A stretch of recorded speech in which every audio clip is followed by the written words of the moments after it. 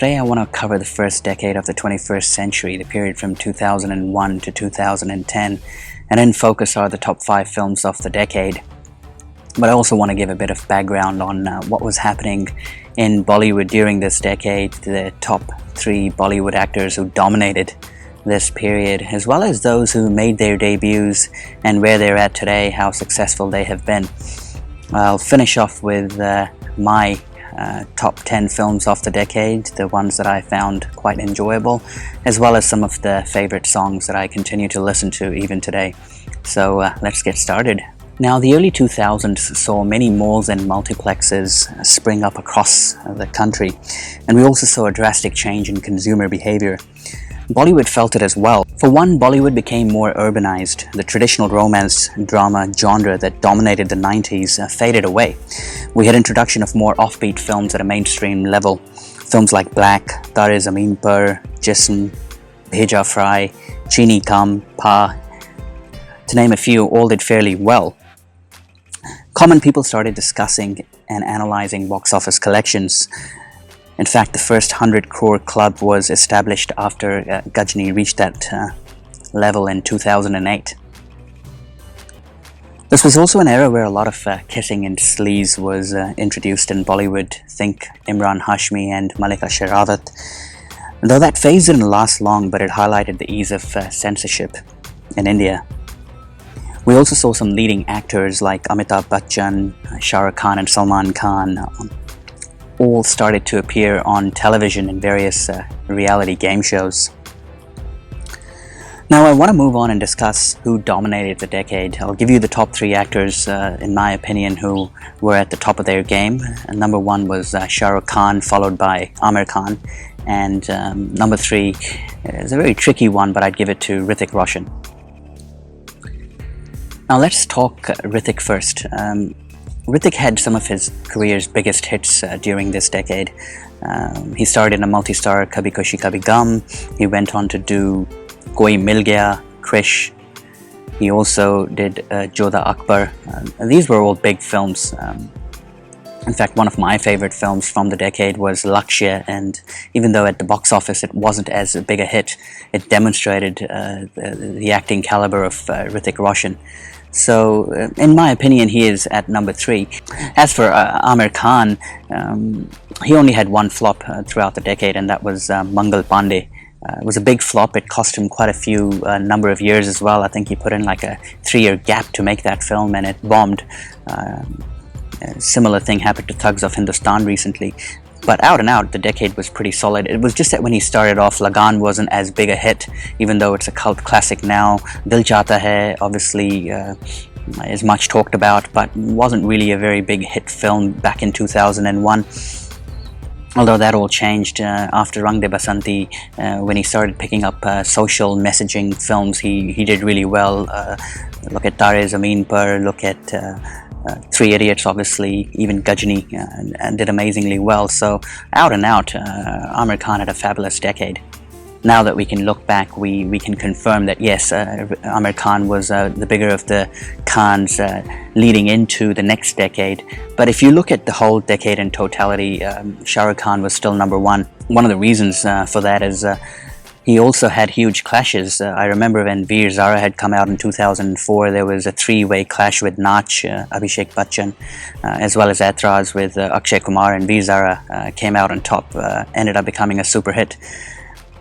In 2006, there was another clash during Eid, Dawn versus Jaan Man, and Jaan Man actually had the hit pair of Salman Khan and Akshay Kumar return after Mujhse Shaadi Karogi, and Dawn was way ahead in terms of box office collections.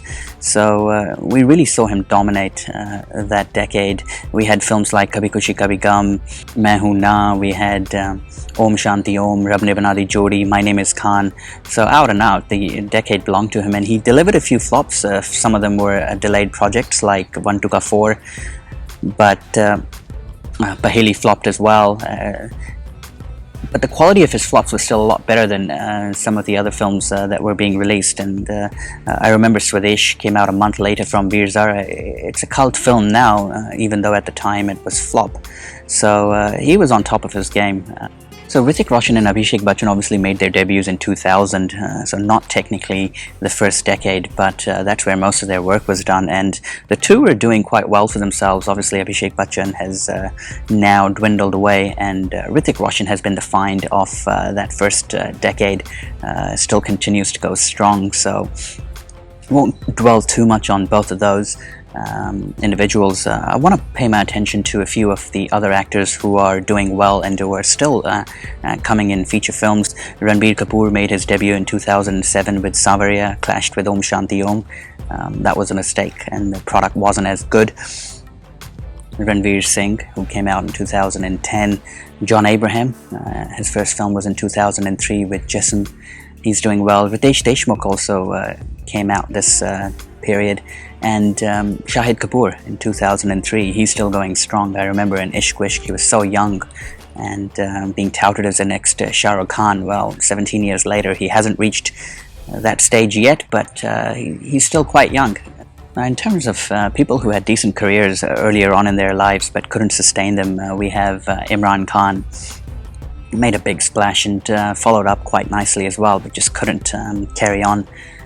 We also had Imran Hashmi, who did fairly well for the first 10 years and then fizzled away. Arjun Rampal kept on coming in many films, and Tushar Kapoor, what a debut in 2001 with Mujhe Kuch Kehna Hai, and even though he still appears in the Golmaal series, I don't think he realized the full potential.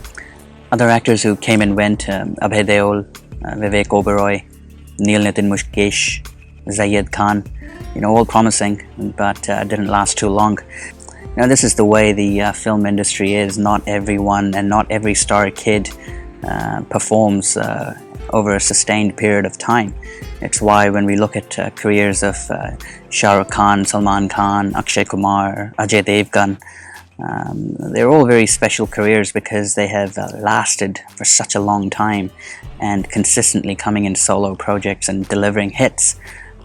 Even in 25, 30 years later, their records are absolutely phenomenal. Now let's move on to the main topic of the day, which is the top 5 films of the decade, and at number 5 we have Ghajini. Now what a film. This film was known for the right reasons: Amir Khan's physique, and the remake of a South Indian film, references to Memento, as well as return of the masala genre. It had everything going for it, and when the film released, it released to packed houses. In fact, it was the first film to ever cross 100 crore for a Bollywood film, and set many records, opening day, opening weekend, lifetime collections, you name it. This film had all the records at that time. And really, Amir Khan went on a league of his own after the release of Ghajini. After this film, it was a trend-setting film. There were so many films that came out promoting masala genre and South Indian remakes that this film was one of the early films that created that wave of cinema to follow. Now, number 4 goes to Dabangg. Came out in 2010 during Eid, and again, like Ghajini was a trendsetter for Salman Khan, this film changed his fortunes, period. The film had everything going for it: super hit music, great action, a pretty good story, and a different feel. At the time the film was releasing, I was like, this film's not going to do well. It's not meant for the class audience. This film is meant for the masses, and I just don't think that the masses are going to be enough to carry this film forward. But I was wrong. This film was a pan-India super hit, laid the foundations for Salman Khan to make the strongest comeback of his career or any other career at the age of 45, and it released with a film called Dil Bole Hadepa. Not many people remember it. I've also covered Dabangg extensively in a few of my other videos leading up to Dabangg 3, but boy, this film really set the scene for Salman Khan, and is still remembered today as one of his career's best films. At number 3 we have Kabhi Khushi Kabhi Gum. I mean, if you talk about big Bollywood extravaganzas, this was it. It doesn't get any bigger. The ensemble star cast from Amitabh Bachchan, Jaya Bachchan to Kajol, Shah Rukh Khan, Hrithik Roshan, Kareena Kapoor. This film had all of them, and you don't get to see these big multi-stars anymore. Karan Johar doesn't make them. So I plead to him that yes, do make them. He did attempt it with Kalank, but obviously the star cast wasn't as big and the story wasn't as mass appealing. But let's stick to Kabhi Khushi Kabhie Gham. Broke all the records in 2001. I think to date it's also the highest grossing overseas film of all time, which is says something. You know, we're in 2020 now and films struggle to beat K3G's collections. The songs were humongous, and truly speaking, this film is part of Indian culture. You can't take it away. Everyone knows about it or has heard about it, so if you haven't watched it, now it's more than 3 hours long, do give it a shot, because you might find what Indian values look like some 20 years ago. Now, there's not much between number 1 and number 2, but I have to go by footfalls in theaters, you know, the number of people that go out and pay their hard-earned money to watch a film, and at number 1 there's clearly just one winner. But before I get to number 1, I want to say number 2, Three Idiots, was a revolutionary film of its times. The message that it brought, the comedy, and you know, three actors working together, Sharman Joshi, R. Madhavan and Amir Khan. This film had all going for it. We all knew that Amir Khan was going to make a solid comeback after Ghajini, and he did. Within 1 year he gave us Three Idiots, shattered all box office records once again, proved that he is the #1 superstar at that point in time. And Three Idiots' success was huge. You know, people were raving about it, universally acclaimed. The first ever Bollywood film to hit 200 crore, and that record stood for a very long time, mind you, before I think Amir beat it with Dhoom 3. So it's a testimony of how long the record lasted. It was a huge feat. You know, within 2 years Amir had gone from 100 to 200 crore. And for Rajkumar Hirani, it was once again a testimony to the quality of films that he makes and why he puts in so much time and effort, because he's always the one that brings out the best and highest grossing films for Bollywood.